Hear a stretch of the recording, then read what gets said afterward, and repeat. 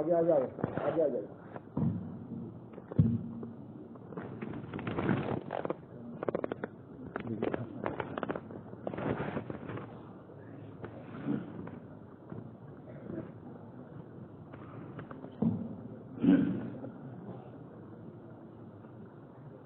الحمد لله رب العالمين والصلاة والسلام على سيد المرسلين وعلى آله وأصحابه أجمعين.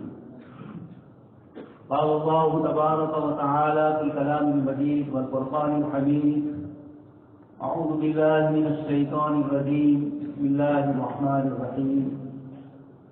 ولكن كونوا ربانيين بما كنتم تعلمون الكتاب وبما كنتم تدرسون. وقال النبي صلى الله عليه وسلم: الكيس من دان نفسه وعمل لما بعد الموت.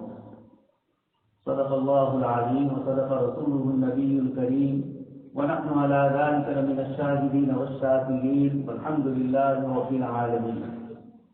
محترم و مکرم حضرت مولانا اویس صاحب دامت برکاتہ، حضرات اساتذہ کرام، طلبہ عزیز اور آج کے خصوصی مہمان شہر کے علماء کرام جو اپنے اپنے مدارس میں مساجد میں اپنی ذمہ داریوں سے وابستہ ہے اور وقت نکال کر یہاں پر تشریف لائے. آپ کی بھی بہت ساری مصروفیتیں ہوتی ہے، لیکن آپ نے آگے پیچھے کر کے یہاں تشریف آوری کی زحمت گوارا کی. اللہ تبارک تعالیٰ حضرات کی خدمات کو قبول فرمائیں اور دارین میں بہترین بدلہ نصیب فرمائیں. حضرات علماء کرام، آپ حضرات کے سامنے کلام پاک کی اس آیت کی تلاوت کی. اللہ تبارک تعالیٰ اس میں ارشاد فرماتے ہیں. اس سے پہلے آیت کریمہ میں یہود اور نصارہ کا ذکر چل رہا ہے اور اس موقع پر اللہ تبارک تعالیٰ ارشاد فرماتے ہیں کہ کوئی نبی لوگوں کو یہ نہیں کہہ سکتا کہ میرے بندے بن گئے. یہی نبی اور غیر نبی کی سب سے بڑی خصوصیت ہے کہ انبیاء کرام علیہ السلام اپنی طرف نہیں، اللہ باقی کی ذات عالی کی طرف لوگوں کو بلاتے ہیں. یہی جو غیر نبی ہوتے ہیں اپنی طرف اپنی خدائیت کے دعوے یا عجیب و غریب دوسری چیزیں جو پیش کی جاتی ہے، اللہ پاک نے فرق بتلا دیا کہ انبیاء کرام علیہ السلام یہ فرماتے ہیں وَلَٰكِن كُونُوا رَبَّانِيِّينَ. وہ لوگوں کو یہ کہتے ہیں کہ رب والے بن جاؤ. حضرات علماء کرام لفظ ربانیین فرمایا. اس میں لفظ رب میں ربوبیت تو ہے ہی اللہ پاک کی، لیکن اسی ربوبیت سے تربیت حاصل کرتے ہوئے حضرات علماء کرام بھی رب والے بنیں گے اور اللہ کے بندوں کو رب والے بنانے کی کوشش کریں. تربیت کا پہلو بھی اس میں ہے. اس لیے روئے زمین پر سب سے زیادہ اگر کسی کی ذمہ داری اہمیت والی ہے، دشوار گزار ہے، تو یہ حضرات علماء کرام. انبیاء کرام علیہ السلام کی نیابت آپ کو حاصل ہے اور انبیاء کرام علیہ السلام کی نیابت علم میں بھی ہے، عمل میں بھی ہے اور نبیوں والی فکریں، نبی والی قرآن دائم الفکر جو آپ صلی اللہ علیہ وسلم کی صفت حدیث شریف نے ذکر فرمائی، یہ بھی انبیاء کرام علیہ السلام کی صفات نیابتاً ہم کو ملی ہے. حضرت صاحب ولی اللہ رحمۃ اللہ علیہ فرماتے ہیں کہ اللہ تبارک تعالیٰ نے جس کسی عالم کو علم عطا فرمایا، لوگوں کا رجوع اس کی طرف ہے، امت اس کی طرف متوجہ ہو رہی ہے، تو اس کے لیے ضروری ہے کہ وہ امت کو وہی بات کہے جو انبیاء کرام علیہ السلام نے فرمائی. ان کی نیابت کا تقاضا ہے کہ وہ نائب ہو کر وہی باتیں لوگوں کو عرض کرے، وہی باتیں پیش کرے جو انبیاء کرام علیہ السلام نے اللہ کے بندوں کو فرمائی. لا يخافون فی اللہ لومۃ لائم ان کان کبر علیکم مقامی. حضرت نوح علیہ السلام اپنی قوم سے فرماتے ہیں کہ اگر تمہیں میرا یہ کھڑا ہونا، میرا دعوت دینا، اگر یہ تمہیں تکلیف دے رہا ہے، تمہارے لیے بھاری اور دشوار گزار ہو رہا ہے، تو فاجمعوا کیدکم، میرے مقابلے میں ساری تدبیریں کرو جو تمہیں کرنی اور مجھے مہلت بھی نہ دو. یہ انبیاء کرام علیہ السلام کی دعوت کی عظیمت ہوتی ہے. اپنی دعوت کے اوپر غیر متزلزل یقین ہوتا ہے. حتیٰ اذا استيأس الرسل وظنوا انهم قد كذبوا. دو قراءتیں ہیں، قد كذبوا بھی ہے اور قد كذبوا ہے. حضرت عائشہ صدیقہ رضی اللہ تعالیٰ عنہ كذبوا والی روایت کو ترجیح دیتی، لیکن ہماری جو قراءت ہے قد كذبوا. کبھی کبھار انبیاء کرام علیہ السلام پر اپنی دعوت اور اللہ کا پیغام پہنچاتے ہوئے ایک مرحلہ ایسا گزرتا ہے جس کو ان آیات میں اللہ پاک نے ذکر فرمایا، حتیٰ اذا استيأس الرسل. انبیاء کرام علیہ السلام مسلسل دعوت دیتے ہوئے اپنی امتوں کو امت دعوت کو دعوت دیتے ہوئے اس مرحلے پر پہنچتے ہیں کہ ایک لمبا عرصہ گزرتا ہے لیکن لوگ دعوت قبول نہیں کرتے. سیدنا نوح علیہ السلام مفسرین نے لکھا ہے 80 سے اوپر کچھ لوگ ایمان لائے اور فلبث فیہم 1000 سنۃ الا 50 عاما. ساری 900 سال تک قرآن کریم ذکر فرما رہا ہے اور اس میں کتنے آدمی، سالوں کا آپ تقابل کریں کہ کتنے سالوں میں ایک آدمی ایمان لایا. یہ حضرت نوح علیہ السلام اللہ پاک نے ہمیں ان کی مثال دے کر فرمایا انبیاء کرام علیہ السلام کی دعوت کیسے چلتی ہے. اور ایک مرحلہ آتا ہے، خود جناب نبی اکرم صلی اللہ علیہ وسلم کی خدمت میں صحابہ کرام تشریف لائے اور انہوں نے عرض کیا کہ اللہ کے رسول صلی اللہ علیہ وسلم مکی زندگی میں دشمنوں کی طرف سے اذیتیں، تکلیفیں، پریشانیاں بہت لاحق ہو رہی.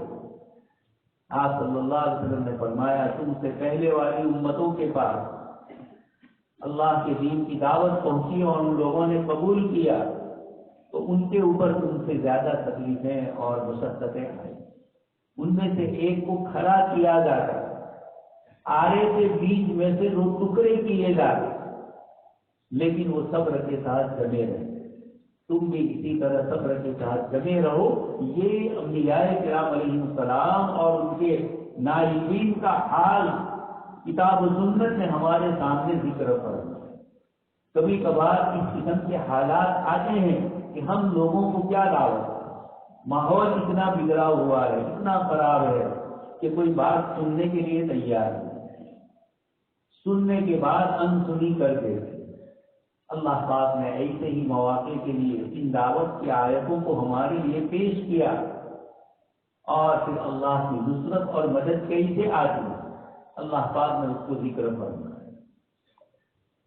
کس مرحلے میں حضرت لوط علیہ السلام ہے، ضاق بہ ذرعا، قرآن نے جن الفاظ سے تعبیر کیا مفسرین فرماتے ہیں حضرت لوط علیہ السلام کے یہ جملے او آوی الی رکن شدید، اور اسی طریقے سے یہ قرآن نے کو تعبیر کیا وضاق بہ ذرعا، کیسے پریشان ہو گئے اور اللہ پاک کی مدد اور نصرت آئی اور کس طریقے سے سیدنا لوط علیہ السلام کو اپنے دشمنوں کے مقابلے میں اللہ پاک نے فتح نصیب فرمائی. علیہ الصبح بقریب، یہ آیت مجھے اور آپ کو بھی کہہ رہی ہے علیہ الصبح بقریب. کیا صبح قریب نہیں ہے؟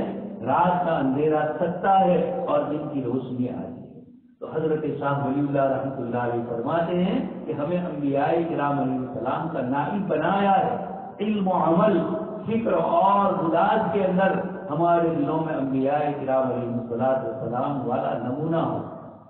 علامہ شعرانی رحمۃ اللہ علیہ فرماتے ہیں کہ یہ جو ہمیں انبیاء کرام علیہ السلام کا نائب بنایا ہے، یہ نیابت نسبتاً اور نسباً نہیں، بلکہ یہ نیابت نہ اصالتاً ہے اور نہ نسبتاً ہے، بلکہ نیابتاً ہے۔ اس لیے نبی کے نائب کو بھی نائب وہی کام کرتا ہے جو اسلحہ کام ہوتا ہے۔ اس لیے یہ ذمہ داری انبیاء کرام علیہ السلام والی حضرات علماء کرام کو دی گئی، اور ولیکن کونوا ربانیین ان کو کہا گیا کہ رب والے پر آپ صلی اللہ علیہ وسلم نے ارشاد فرمایا، علماء کرام کو مصابیح الامہ فرمایا، سراج الامہ کے لفظ سے حدیث شریف میں تعبیر فرمایا۔ مسند احمد کی روایت میں یہ چراغ کیا کام کرتا ہے؟ چراغ خود جلتا ہے اور دوسروں کو روشنی دیتا ہے۔ اس لیے حضرات علماء کرام ہمیں جلنا ہوگا اور لوگوں کو روشنی دینا ہوگا۔ کہیں سراج الامہ، کہیں مصباح، قرآن کریم میں اللہ پاک نے کہیں نجم کے لفظ سے تعبیر کرنا، نجوم، انبیاء کرام علیہ السلام کے نائب بنا کر نجوم الشمس فرمایا، آسمان و زمین کے چراغ علماء کرام کو دے کے فرمایا، اس طرح ستارے فرمایا۔ ستارے کے متعلق قرآن کریم میں 3 الگ الگ صفات ان کی ذکر کی، اور خود جناب نبی اکرم صلی اللہ علیہ وسلم نے یہ ارشاد فرمایا، ستارے 3 مقاصد کے لیے، جو کوئی بھی ان مقاصد کے علاوہ کسی اور مقصد کے لیے استعمال کرے، خاص کر کے ستاروں کو اپنے مستقبل، اپنی تقدیر سے وابستہ کریں گے، حدیث شریف میں آپ صلی اللہ علیہ وسلم نے شدت سے منع فرمایا ہے۔ تو ان ستاروں کی ایک صفت تو بتلائی، وعلامات وبالنجم هم يهتدون، رات کے اندھیروں میں ستاروں سے روشنی ملتی ہے اور لوگ اپنی راہ پاتے ہیں۔ کفر اور شرک اور الحاد اور لادینیت اور مغربی تہذیب اور کلچر اور ہندو میتھالزم، ان تمام کے مجموعے میں اندھیریاں ہی اندھیریاں ہیں۔ ایک عالم دین، کتاب انزلناہ الیک لتخرج الناس من الظلمات الی النور، یہ انبیاء کرام علیہ السلام کی دعوت ذکر کی گئی کہ ہم نے یہ کتاب آپ پر اس لیے نازل کی لتخرج الناس من الظلمات الی النور، تاکہ آپ لوگوں کو اندھیریوں سے نکال کر روشنی کی طرف لے آئے۔ اس لیے معزز علماء کرام یہ آیت نبی کے لیے فرما رہی ہے، نائبین نبی کو نیابت میں یہ اشارے قرآن کریم میں فرمائے کہ جب ہم نے تم کو نبی کا نائب بنایا ہے تو جو ذمہ داریاں اور جو مقاصد انبیاء کرام علیہ السلام کی کتاب و سنت میں ذکر فرمائے، یہ سارے مقاصد تمہارے ہیں۔ علماء بنی اسرائیل کی، انبیاء بنی اسرائیل کی جو ذمہ داری دی گئی اور علماء بنی اسرائیل کو جو اس پر اشکال ہوا، اللہ تبارک و تعالیٰ نے وَإِنَّهُ لَفِي زُبُرِ الْأَوَّلِينَ، انبیاء کرام علیہ السلام کے اس مقصد میں علماء امت کو شریک فرمایا، اور اللہ تبارک تعالیٰ نے اس کا ذکر کتاب اللہ کی آیت میں وَإِنَّهُ لَتَنزِيلُ رَبِّ الْعَالَمِينَ نزل به الروح الامین على قلبك لتكون من المنذرین بلسان عربی مبین وانه لفی زبر الاولین۔ یقینا اللہ پاک نے اگلے صحیفوں میں ذکر فرمایا، تو یہ اللہ پاک نے ہمیں ذمہ داری دی۔ علامہ شعرانی رحمۃ اللہ علیہ فرماتے ہیں کہ یہ نیابتاً ملی ہے، اس لیے نائب بن کر اس ذمہ داری کو سنبھالنا ہے۔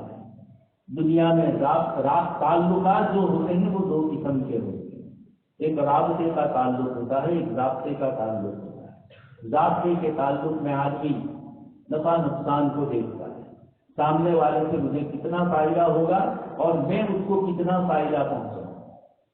ولا تمنن تستكثر، قرآن نے ہمیں ذکر فرمایا، کسی پر احسان کر کے کثرت کو مت چاہو، وہ مجھے بھی میرے ساتھ ہی وہ سلوک کرے جو میں نے اس کے ساتھ کیا۔ یہ ہے تو مالیات کے معاملے میں، لیکن اس کے ساتھ حضرات علماء کرام کو متوجہ کرنا کہ جن لوگوں کا تعلق ضابطے کا، اصول اور قانون کا ہوتا ہے، دنیا میں دیکھ رہے ہیں آپ، حکومتوں کے اپنے ملازمین سے تعلقات، کمپنیوں کے اپنے کام والوں سے تعلقات، یہ سارے 2 طرفہ تعلقات ہوتے ہیں، یہ سارے کے سارے ضابطے کے تعلق، ٹیکس ادا کرو اور فائدے اٹھاؤ، کمپنی میں کام کرو اور یہ فائدہ اٹھاؤ۔ یہ سب تعلقات کمپنی کے ساتھ آپ کے اوقات کے حساب سے یا کام کی ذمہ داریوں کے حساب سے، لیکن اسے چھٹی نہیں ملی جس نے سبق یاد کیا۔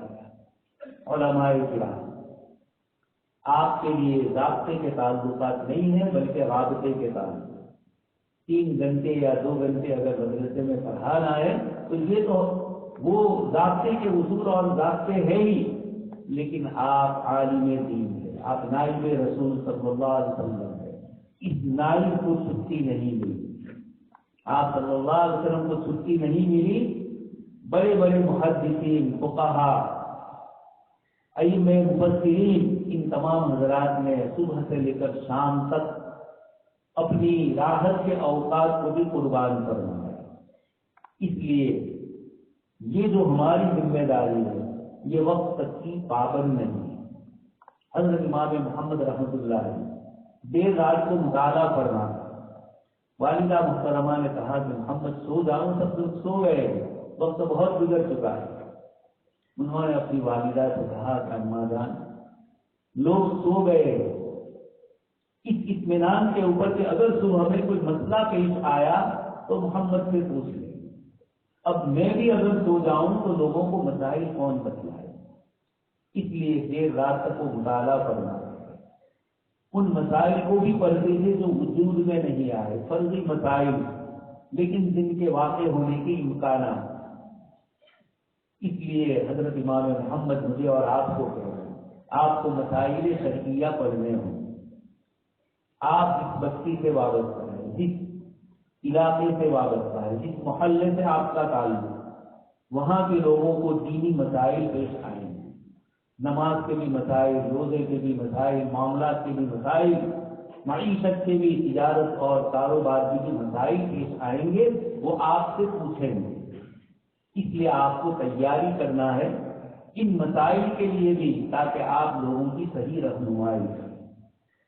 اس لیے سب سے پہلا بنیادی جو فریضہ ہے وہ علم جو ہم نے حاصل کیا اس کو تازہ رکھنا ہے۔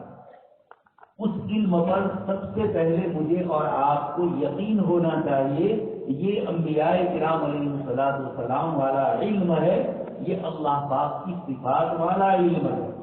اس سے بڑھ کر ہوئے زمین پر کوئی علم نہیں ہو سکتا جو علم مجھے اللہ پاک نے، اس کائنات کا خالق اور مالک، اس کائنات کا مدبر پیدا کر کے چھوڑ نہیں دیا ہے۔ کل یوم ہوا فی شان، اس کی اپنی شان۔ روزانہ سورج نکلنے سے غروب تک، غروب سے لے کر صبح صادق تک، سورج نکلنے تک ہر روز اللہ تبارک تعالیٰ کی اپنی شان، اپنی صفات، اس کا ظہور کائنات میں ہوتا ہے۔ ایسی ذات جس کے اوپر کوئی نہیں، جس نے صاف فرما دیا وَإِن يَمْسَسْكَ اللَّهُ بِضُرٍّ فَلَا كَاشِفَ لَهُ إِلَّا هُوَ، کہ اگر تمہیں کوئی تکلیف اللہ پاک پہنچانا چاہے تو اس کو کوئی دور نہیں کر سکتا۔ مَا يَفْتَحِ اللَّهُ لِلنَّاسِ مِن رَحْمَةٍ فَلَا مُمْسِكَ لَهَا، اللہ پاک تم پر رحمت کرنا چاہے، تمہارے ساتھ خیر کا معاملہ کرنا چاہے تو کائنات کی کوئی طاقت، ساری انسانیت مل جائے تب بھی، اور ساری مخلوق بلکہ مل جائے تب بھی آپ کے لیے کوئی نقصان نہیں، اور وہ خود مخلوق کا تابع نہیں، وہ خود مخلوق کا محتاج نہیں۔ لو ان اولکم وآخرکم وانسکم وجنکم، تمہارے اول و آخر انسان اور جنات سب مل جائے اور سب کے سب علی اشقا قلب رجل، سب کے سب انتہائی بدبخت ہو جائے، انتہائی گنہگار اور مجرم ہو جائے، ما نقص من ملکی شیئا، میری حکومت میں ذرہ برابر کبھی نہیں ہوگی، اس لیے کہ وہ خدا ہی کیا ہوا جو بندوں کا محتاج، جو بندوں کی عبادتوں کا محتاج، بندوں کی حمد و ثنا کا محتاج۔ اس لیے فرمایا اور اگر تمہارے اول اور آخر انسان اور جنات سب مل کر اعلیٰ اتقا قلبی رجل، سب کے سب متقی اور پرہیزگار ہو جائے، ما زاد فی ملکی شیئا، میری حکومت میں وہ ذرہ برابر اضافہ نہیں کر سکتے، اس لیے کہ تمہاری عبادت سے اور تمہارے تقویٰ و طہارت سے میری خدائیت میں کوئی اضافے کا سوال ہی نہیں ہے، یہ پہلے سے مکمل ہے۔ اس لیے اتنی عظیم ہستی کائنات کا نظام پیدا کرنے کے بعد ذرہ برابر اس سے مخفی نہیں رہا، لا تأخذہ سنۃ ولا نوم، اس خدا بند قدوس کے منشا کو، اس کے کلام الہی کو عربی زبان میں نازل ہوا اور آپ کو مدارس کی فضا میں قرآن کریم منشأ خدا بند، اس کے شان نزول کی سیاق و سباق کی ساری معلومات کے ساتھ پورے قرآن کریم کا ترجمہ اور تفسیر بتلائی گئی، اور اس متن کی تشریح احادیث مبارکہ میں آپ صلی اللہ علیہ وسلم نے فرمائی۔ آپ کو احادیث مبارکہ کے ذریعے منشأ خداوندی رسول کے واسطے سے بتلایا ہے۔ اس سے بہتر، اس سے زیادہ قابل اطمینان اور اس سے زیادہ قابل اعتماد کوئی اور چیز ہو نہیں سکتی۔ اس لیے روئے زمین پر سب سے بابرکت وہ افراد ہے، سب سے باعزت وہ اشخاص ہے جن کو منشأ خداوندی براہ راست اس زبان میں اور اس نبی کی زبان سے، جن کو اللہ تبارک تعالیٰ نے لِتُبَيِّنَ لِلنَّاسِ فرمایا، ان کے بیان سے، ان کے ذکر سے، ان کے تذکرے سے جو علم اصل علم کو دیا گیا، یہ وہ علم ہے جو پختہ ہے، جو اللہ اور رسول کی طرف سے دیا گیا ہے، جس کتاب کے پہلے ہی عنوان میں فرمایا گیا ذَلِكَ الْكِتَابُ لَا رَيْبَ فِيهِ، ایسی کتاب دی گئی جس میں ذرہ برابر شک نہیں۔ اس وقت دنیا میں جتنے بھی علوم اور فنون حاصل کیے جاتے کوئی علم قطعی اور یقینی نہیں، ظنی علوم ہے، انسانی تجربے ہے، انسانی مشاہدے ہے، انسانی دماغوں کی اپج ہے۔ ہزاروں مسائل ہے جو پچھلے 400 سال سے سائنس اور ٹیکنالوجی کی دنیا میں، فکری دنیا میں ہمارے سامنے آئے، چاہے وہ پریکٹیکل آئے، چاہے تھیوریوں کی شکل میں، اصول اور ضابطوں کی شکل میں پیش کیے گئے۔ ہر قائلے کا یہ حال ہے کہ چند سالوں کے بعد کچھ اور دوسرے لوگ پیدا ہو گئے، اس فن میں، اس علم میں مزید تحقیق کر کچھ اور ان کے سامنے سائنسی آلات اور مشینریاں نئی ایجاد ہوتی ہے، پہلی مشینری سے وہ چیز معلوم نہیں ہو سکتی، تو اب دوسری مشینری کے ذریعے اس کو معلوم کیا گیا۔ پہلے بچے کی ولادت کے سلسلے کا علم بچے کے متعلق یہ آتا تھا کہ 4 مہینے کے بعد اس میں روح پھونکی جاتی ہے۔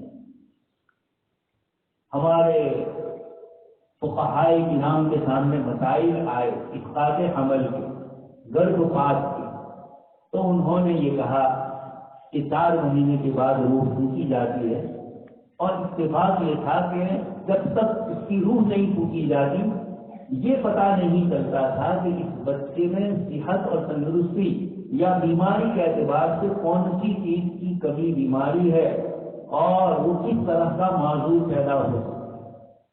اس لیے سوال آتا تھا اور اسی وقت روح پھونکنے کا عمل بھی ہوتا تھا۔ اس بنیاد کے اوپر لوگوں کو پریشانی ہوتی۔ اب سائنس میں نئی مشینریاں ایجاد، نئی ٹیکنالوجی آئی، اور اسی کے ساتھ انسانی جسم کے اعضاء، انسانی ڈی این اے، اسٹیم سیل، اس کے متعلق نئی معلومات نے یہ اضافہ کر دیا، اور اب مہینے اور 1.5 مہینے، قطعی طور پر 1.5 مہینے پر معلوم ہو جاتا ہے کہ بچہ ماں کے پیٹ میں اس وقت جس کیفیت میں، ابھی بدن کے اعضاء نہیں بنے، ابھی وہ مادے کی شکل میں، سیل کی شکل میں، لیکن ان سیل میں تجزیہ کر کے لیبورٹری میں ان کو جانچ کر یہ پتا چل جاتا ہے کہ مستقبل میں یہ بچہ کسی بڑے شدید امراض کا ایسے تو شکار نہیں ہو سکتا جس سے وہ اپاہج ہو، بدن کا کوئی عضو معوق ہو جائے اور اس کی زندگی گزارنا دوبر ہو۔ اب یہ ترقی، خیر مجھے جو آپ کو بتلانا ہے کہ یہ اس طرح کی ہزاروں معلومات میں آئزیک نیوٹن نے کچھ باتیں کہی، بعد کے سائنسدانوں نے اس کے اس نظریے کو رد کر دیا۔ روشنی کے متعلق اس کو معلوم نہیں تھا کہ یہ ڈاٹس ہے یا یہ کیا ہے، بعد کی معلومات میں اس میں اضافے ہوئے۔ تو رات دن انسانی علوم چاہے انسانی ذات سے وابستہ ہو، علم الابدان ہو، یا چاہے کائنات کی دوسری چیزوں کا جن سے انسان فائدہ اٹھاتا ہے ان کا علم، یہ سارے علوم اور یہ سارے فنون یہ سب کے سب تدریجی مرحلے سے گزر رہے ہیں۔ سائنس آج ایک بات کہتی ہے، کل دوسری معلومات کے ذریعے دوسری چیز کہی، اس لیے دنیا کے جتنے علوم ہیں اس علم کو حاصل کرنے والے کو اپنے علم پر تمامیت اور آخری حد حاصل ہو جائے اور وہ کہہ دے کہ اس سے آگے کی معلومات نہیں ہو سکتی، اس سے آگے اس مرحلے میں ترقی علم میں نہیں ہو سکتی، اضافہ نہیں ہو سکتا، یہ نہیں کہہ سکتا۔ لیکن قرآن اور حدیث پڑھنے والا ایک طالب علم کائنات کے وہ حقائق جو اللہ تبارک و تعالیٰ نے اپنے پاک کلام میں ذکر فرمایا، انبیاء کرام علیہ السلام کے ذریعے جو حقائق ہمیں بتلائے گئے اور غیبات کی جو چیزیں جس کا تعلق غیب سے ہے، ایمان باللہ، ایمان بالرسل، تقدیر کا مسئلہ، جنت اور جہنم، اور اس کے علاوہ عقائد کی وہ باتیں جن کے اوپر ایمان لانا ایک مومن کے لیے اپنے ایمان کی نفس ایمان کے لیے بھی ضروری اور کچھ چیزیں جو تکمیل ایمان کے لیے بھی ضروری ہے، ان چیزوں میں اس کو کوئی شک اور شبہ نہیں۔ آپ صلی اللہ علیہ وسلم پر آیت نازل ہوئی اور آپ فرما رہے ہیں ان ھذا صراطی مستقیما فاتبعوہ، یہ جملہ ہے جناب نبی اکرم صلی اللہ علیہ وسلم پر نازل ہوا اور آپ کو فرمایا گیا، آپ یہ فرما دیجیے۔ یہ ایک عالم کو بتلایا جاتا ہے کہ نبی کو کس طرح اپنی دعوت پر یقین ہے، اسی لیے حدیث شریف میں آمنت باللہ ورسولہ یہ کلمہ بار بار آتا ہے، لیکن کچھ احادیث میں آمنت باللہ ورسولہ واحد کے سیغے کے ساتھ آپ صلی اللہ علیہ وسلم خود فرمائے کہ میں ایمان لایا اللہ پر اور اپنی رسالت کے اوپر، یہ ہے قل ھذہ سبیلی ادعو الی اللہ علی بصیرۃ انا ومن اتبعنی۔ اس لیے علماء کرام یہ بات سمجھے کہ اللہ پاک فرماتے ہیں تمہیں جو علم دیا گیا ہے، نبی کی زبان سے کہا جا رہا ہے کہ علی بصیرۃ، مکمل اطمینان ہے مجھے اپنے اس علم کے اوپر کہ یہ اللہ کی طرف سے نازل کر رہا ہے، اس میں کوئی ظن، تخمین، اندازے اور انومان نہیں ہے، یہ ساری چیزیں منزل من اللہ ہے اور اس ذات کی طرف سے ہے کہ سارے علوم کا وہ مرجع ہے۔ اس نے انسانوں کے متعلق فرمایا کہ میں نے تمہیں قل الروح من امر ربی وما اوتیتم من العلم الا قلیلا، ساری انسانیت کو کہا جا رہا ہے، ہر زمانے کے انسانوں کو کہا جا رہا ہے کہ زمان اور مکان کی قید کے بغیر اب تک جتنے زمانے گزرے، جتنے علاقے ہیں، سب میں اللہ تبارک تعالیٰ کا جو علم ہے وہی علم کامل اور مکمل ہے، اور مخلوق کا جو علم ہے اس میں کمی ہے، مخلوق کو بہت سی چیزوں کا پتہ نہیں ہے اور زمانے کے بعد ترقی ہوتی ہے۔ اس لیے میری سب سے پہلی گزارش ہمارے علماء کرام سے ہے کہ آپ علم حاصل کر رہے ہیں اور حاصل کر کے فارغ ہو چکے ہیں، سب سے پہلے عالم کو اپنے اطمینان پر غیر متزلزل یقین ہو، تنخواہوں کی کمی یا لوگوں کی طرف سے ستانا یا اور دوسرے مسائل کا آنا یہ کوئی رکاوٹ آپ کے لیے نہیں بننی چاہیے۔ آپ نے اس نبی کی راہ کو اپنایا جس نے کہا شیبتنی ہود و امثال، اور جس نے فرمایا اوذیت باللہ ما لم یؤذ احد قبل، اللہ کی راہ میں مجھے اتنا ستایا گیا، مجھ سے پہلے کسی کو نہیں ستایا۔ یہ ذہنی اذیتیں کیسے ہو؟ دو صاحبزادیوں کو طلاق کا مسئلہ کیسے ہو؟ شعب ابی طالب میں 3 سال پریشانیوں کے ساتھ گزارنا، کون سی اذیت اور تکلیف ہوگی؟ یہ پورا مکی دور اور مدنی دور کا بھی بڑا حصہ ان تکالیف میں گزرا۔ شیبتنی ہود و امثالھا، یہ کلمات جو اللہ کے رسول صلی اللہ علیہ وسلم کی زبان مبارک سے نکلے، یہ مجھے اور آپ کو کہہ رہے ہیں کہ جب میری راہ اپنائی تو الامثل فالامثل۔ حدیث شریف میں ہے کہ جو جتنا نبی سے زیادہ قریب ہوگا حالات اس پر آئیں گے۔ تو حالات کا آنا نبی سے قربت کی دلیل ہے، مانگا نہ جائے۔ صلی اللہ العافیہ، عافیت ہی اللہ پاک سے مانگی جائے۔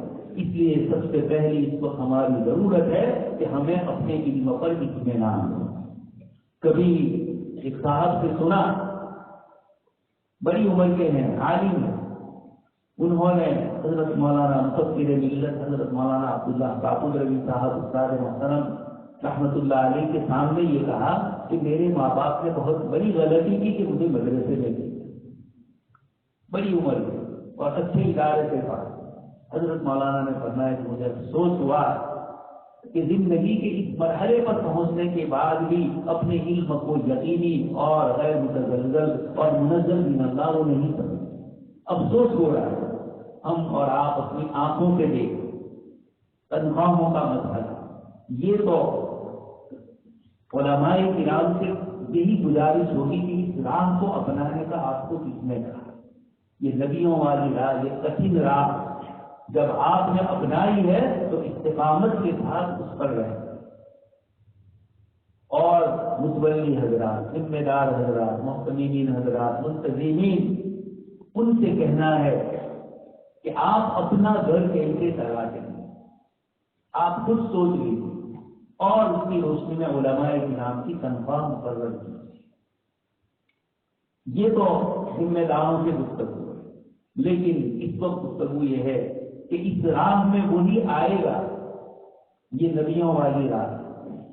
آپ نے جب اس راہ کو اختیار کیا ہے، اپنے اختیار سے اختیار کیا، اور اللہ پاک کی طرف سے بھی اکتفا بھی ہے، ثم اورثنا الکتاب الذین اصطفینا من عبادنا، استفا فرمایا سن لے تو من عبادنا، سب کو نہیں، میرے بندوں میں، تو سارے بندوں کو نہیں، جن کو چنا ہے، امت کو بھی اللہ پاک نے چنا، صحابہ کرام کا بھی، لیکن حیثیتیں سب کی الگ الگ ہے۔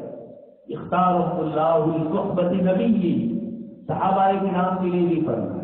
اور اس آیت میں ثم اورثنا الکتاب الذین اصطفینا، اگلی امتوں کا ذکر فرمایا اور پھر اس امت کے لیے فرمایا ثم اورثنا الکتاب الذین اصطفینا من عبادنا۔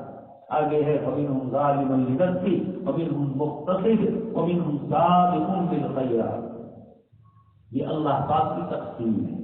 اس لیے علماء کرام کو اپنے علم پر کتنا بڑا فخر ہے کہ اللہ پاک نے اپنا منشا، اپنا مقصد آپ کو جس زبان میں ذکر کیا، اس کی نحو صرف، بلاغت، ترکیبات، اس کی فوائد و قیود، اس کے سیاق و سباق، اس کے اعداد، ان سب کے ساتھ مدرسوں میں اساتذہ کرام نے آپ کو بتلایا کہ اللہ پاک کا منشا کیا ہے۔ ان آیات میں تقدیم و تاخیر ہے، مبتدا مؤخر ہے، اگر کسی آیت میں تو یہ کیوں ہے؟ صفات اور اضافت کے مسائل آپ کو ذکر کیے مکمل تمامینت کے ساتھ۔ قرآن کریم کی وہ آیات جو اللہ تبارک تعالیٰ کی صفات کو بتلاتی ہے، اس کی قدرت اور اس کی طاقت کو بتلاتی ہے، کائنات میں چلنے والے اس کے نظام کو بتلاتی ہے۔ سنت اللہ التی قد خلت من قبل، یہ آیتیں بتلاتی ہے کہ سنت اللہ کس طرح جاری ہے، اور اسی کے مقابلے میں فطرت اللہ بھی کیا ہے، وہ بھی اللہ پاک نے فطرت اللہ التی فطر الناس علیہا، اللہ پاک نے ان ساری چیزوں کو ذکر کر کے ہم علماء کرام کو ہمارا منصب بتلایا۔ اللہ پاک کا منشا سمجھے۔ ہزاروں اور لاکھوں سائنسدان اور ہزاروں اور لاکھوں مفکرین، اس کائنات کی ابتدا کیوں ہوئی ہے، کیسے ہوئی ہے، اور اس کائنات سے کیا چاہا جا رہا ہے، اپنے سائنس کے عروج کی روشنی میں رات دن محنت کر رہے ہیں۔ ملحدین اپنے اعتبار سے سوچ رہے ہیں، کوئی مادے کو ہی خدا کا درجہ دے کر کائنات کا وجود ازل تک ایک ایسے مادے سے جس کے متعلق ان کو کوئی یقین نہیں۔ آج سے 200 سال پہلے تک سائنس کی دنیا میں، اور ہم لوگوں نے بھی پڑھا، دوسری رائے سے دیکھا، فلسفے میں یہ پڑھایا جاتا ہے کہ ایک آخری جز مادے کا، ایٹم کا، پرمانو کا مانا جائے کہ جس ٹکڑے کا پھر کوئی ٹکڑا نہ ہو، جو آنکھوں سے نظر بھی نہ آئے، اتنا باریک مائکرو، اور اس کا وجود کیوں ماننا پڑتا ہے؟ خدا کے وجود کا انکار کیا تو یہ کائنات بنی گئی، تو اس کے لیے ان کو ظاہری کوئی شکل اپنانی تھی، تو یہ کہا کہ ایک ایسا مادہ جس کے پھر کوئی ٹکڑے نہ ہو، اس سے پوری کائنات وجود میں آئے۔ اس کی ابتدا وہ، لیکن 1890 میں سائنس نے یہ قبول کر لیا کہ یہ جس کو ہم مادہ اور جس کو ایٹم اور پرمانو کہتے تھے، کہ جس کا کوئی جزو نہیں، اس کے اندر تو نظر آیا کہ مائکرو سے جب دیکھا گیا اور پھر اس کی تحقیق کی گئی تو پتا چلا کہ اس میں تو اور بھی چھوٹے چھوٹے ذرات۔ اس وقت 2026 تک اسی پرمانو اور اسی ایٹم کے 16 حصے مان لیے گئے۔ آج کی سائنس مانتی ہے کہ کائنات میں کوئی جز ایسا نہیں ہے کہ پھر اس کا کوئی ٹکڑا نہ لگتا، تو جس پر پورا وجود جس پر تھا ان کا کہ نعوذ باللہ مادہ اور میٹر ہے، یہ پوری کائنات خود بخود الگ تک بن گئی، وہ مادے ہی کی تحقیق نہیں کرتے۔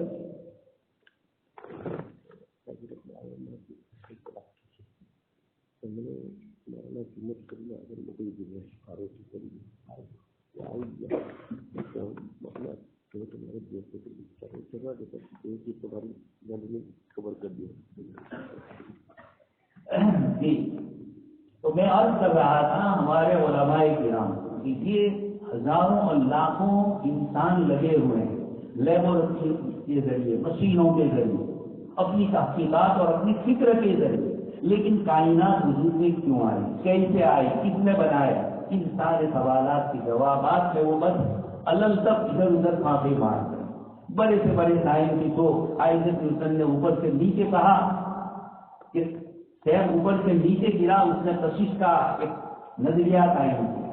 اس کے بعد ارتقاء کا نظریہ قائم کرنے کے لیے ڈارون آیا۔ ابھی بھی اور بہت سارے رات دن نئے نئے پیدا ہو رہے ہیں۔ یہ سب قرآن کریم نے جو شاعروں کے لیے کہا کہ کل وادی یہی ہوں، ادھر ادھر بسکتے ہیں، اس کے مقابلے میں مجھے اور آپ کو اطمینان ہے کہ اس پوری کائنات کو اللہ پاک نے پیدا کیا۔ پہلے سوال تھا مرغی پہلے یا انڈا پہلے، یہ ایک سوال ہے، آج بھی لوگ کر رہے ہیں۔ چند سال پہلے انگلینڈ کی یونیورسٹی میں یہ طے ہوا کہ مرغی پہلے اور انڈا بعد۔ وہی بات جو ہم عقیدے کے اعتبار سمجھتے ہیں، یہی بات سائنس نے قبول کی۔ انڈے پر بھی ریسرچ کیا گیا اور مرغی پر بھی ریسرچ کیا گیا۔ کچھ اجزاء ایسے ہیں جو مرغی ہی میں پائے جاتے ہیں، انڈے میں نہیں۔ اللہ خالق اور مالک، انڈے سے ہی مرغی، لیکن جب اس کا مرغی والا وجود ہو گیا تو اس میں کچھ اور چیزوں کا اضافہ ہوا جو انڈے میں نہیں ہے، انڈے کی شکل، تو انہوں نے اس کو قبول کیا کہ مرغی پہلے۔ یہ ہم تو پہلے سے ہی کہہ رہے تھے کہ خدا کو کس نے بنایا، لم یلد ولم یولد، اوپر جائے گا ہی نہیں، کہیں نہ کہیں تو آپ کو تسلسل لانا پڑے گا۔ تو یہ اس وقت کا ہمارے نوجوان نسل کا مسئلہ جو اسکول اور کالج میں جا رہے ہیں، حضرت مولانا سید ابو الحسن علی الندوی رحمۃ اللہ علیہ فرماتے ہیں دل کے مومن ہونے کے ساتھ دماغ کا بھی مومن ہونا ضروری ہے۔ وہ ہمارے ساتھ مسجد میں نماز کے لیے آئے گے، ظاہری رسم کے طور پر سب کچھ کریں گے، لیکن اندر ارتداد ہوگا، اندر الحاد ہوگا خدا کے وجود پر اور کائنات کے وجود پر۔ اسکول اور کالج کے برسوں کی محنتوں نے ان کو ایسی وادی بالکل وادی یہی مد میں ڈال دیا ہے کہ صحیح منہج فکر ان کے پاس آتا ہی نہیں۔ اس کے مقابلے میں اللہ پاک کا شکر ادا کریں علماء کرام، اللہ پاک نے حضرت آدم علیہ السلام کو پیدا کیا اور پھر مادے منیہ سے حضرت آدم علیہ السلام کی نسل چلی۔ حضرت حوا کو اللہ پاک نے ایک اور نظام سے پیدا کیا۔ یہ پورا نظام اللہ پاک نے بتا دیا، انسانیت کو بھٹکتے نہیں چھوڑا کہ الل تک ہم بن گئے، ہزاروں اور لاکھوں سال سے کائنات کے اندر ارتقاء کا ایک نظریہ، مسکان وادی کا ایک نظریہ چل رہا تھا، اور اسی میں بندر پر آ کر رک گئے، اور بندر کے بیچ میں ایک اور نسل، اور پھر حضرت انسان پہ آ کے مکمل رک گئے۔ اب ارتقاء کا نظام نہیں چل رہا، حضرت انسان بن گیا، اب آگے طرف کے لیے کیسا تمہارا ارتقاء ہے؟ حضرت انسان سے جا کے رک گیا، اس کے بعد اب انسان میں بھی کچھ ترقی ہوتی، انسان بھی کوئی فزیکل انسان بن جاتا، اور اس کو کم سے کم ہوائی جہاز کی طرح اڑنے والا بنا دیتا، لیکن نہیں، یہ سب بکواسات ہے دوستوں اور بزرگوں۔ اللہ پاک نے ان سب چیزوں سے ہمیں پاک فرمایا، اس لیے قرآن کریم نے بار بار شکوک کو، شبہات کو، ان تمام چیزوں کو ذکر کر کے ید النون قرآن جو فرما رہا ہے کہ یہ الل تک یخوضون، یہ جو آیات میں الفاظ استعمال کیے ان ملحدین کے لیے، مشرکین کے لیے، یہ کیا ہے؟ حق کی ان کو صحیح راہ نہیں ملتی ہے، بدلتے ہیں۔ اللہ پاک کا شکر ہے وہ علم مجھے اور آپ کو عطا کیا جس سے انسانیت کو ہم صحیح راہ بتلا سکے، انسان کو بتلا سکے تجھے کس نے پیدا کیا، سارے مسائل حل ہو جاتے ہیں، اللہ نے پیدا کیا، اور کس طریقے سے کس وجہ سے پیدا کیا، یہ سارے مقاصد ہے۔ تو اللہ تبارک تعالیٰ نے مجھے اور آپ کو یہاں جمع فرمایا۔ حضرت مولانا تشریف لا رہے ہیں، اور حضرت کی طرف سے نمائندے کے طور پر حضرت کے ایک اور مہمان تشریف لائے ہیں۔ ہم چاہتے ہیں کہ ان سے ہم باتیں سنیں، اس لیے میں اپنی بات کو مختصر کرتے ہوئے علماء کرام سے عرض کرنا چاہتا ہوں۔ اللہ تبارک تعالیٰ نے یہ عظیم موقع عنایت فرمایا ہے۔ 2 گھنٹے مکتب پڑھانے کے بعد ہمارے پاس بہت سارا وقت بچتا ہے، ہم بڑی عمر کے بزرگوں کو بھی پڑھا سکتے ہیں۔ ہم اپنے محلے میں کوشش کر کے، انبیاء کرام علیہ السلام نے جیسے اپنی دعوت کی، نوح علیہ السلام نے فرمایا کہ میں نے اسررت لہم اسرارا، میں نے چلتے ہوئے پھرتے ہوئے تنہائیوں میں، اکیلے اجتماعی زندگیوں میں نے سب جگہ دعوت دی۔ یہ کوششیں ہمیں کرنی ہے، اپنے علم کے یقینی ہونے کے ساتھ اپنی ذمہ داری کے اہم ہونے کو بھی یاد رکھا جائے۔ اس ذمہ داری کے اہم ہونے کا احساس ہوگا تو پھر معاشرے میں جو برائیاں ہو رہی ہیں، مایوس نہیں ہونا ہے، ہمیں اپنی کوشش کرنی ہے۔ یہ دین کتنا آسان، میں اور آپ کوشش کر کے کوئی کام کرے، سامنے والا نہ مانے تب بھی ہمیں ثواب دے، بلکہ کبھی کبھار ایسا ہوتا ہے کہ سامنے والا نہیں مانتا ہے اور آپ کو ترنت اور تکلیف ہوتی ہے، تو لعلک باخع نفسک، یہ نبی کی سنت ہے۔ آپ صلی اللہ علیہ وسلم کی بے چینی، بے قراری کو قرآن نے اپنے الفاظ میں ذکر کر کے بتلایا کہ علماء کرام اگر کسی کو سمجھا رہے ہیں، مختلف طریقے اپنا رہے ہیں، اور ایک آدمی نہیں سن رہا ہے، آپ کو تکلیف ہو رہی ہے، اللہ پاک فرماتے ہیں لعلک باخع نفسک، یہ جملے بتلاتے ہیں یہ کیفیت بھی انبیاء کرام علیہ السلام کو اللہ نے دی ہے۔ اس لیے آپ حضرات کو جمع کیا ہے، اصل بات تو حضرت مولانا تفصیل سے فرمائیں گے، اور حضرت کے نمائندے بھی ہمارے سامنے ہیں، میں آپ کے اور ان کے درمیان رکاوٹ کرنا نہیں چاہتا ہوں۔ اللہ تبارک تعالیٰ سے دعا ہے کہ اللہ تبارک تعالیٰ ہم سب کو اپنے علم پر یقین کے ساتھ دین متین کی خدمت اور ذمہ داری کے لیے یقین مستحکم والا ہمارا کیفیت عقیدہ بھی بتلائے، اور اعمال بھی ہمارے اس طرح ہو۔ اللہ تبارک تعالیٰ ہم سب کو اس پر عمل کرنے کی توفیق نصیب فرمائے، آمین وآخر دعوانا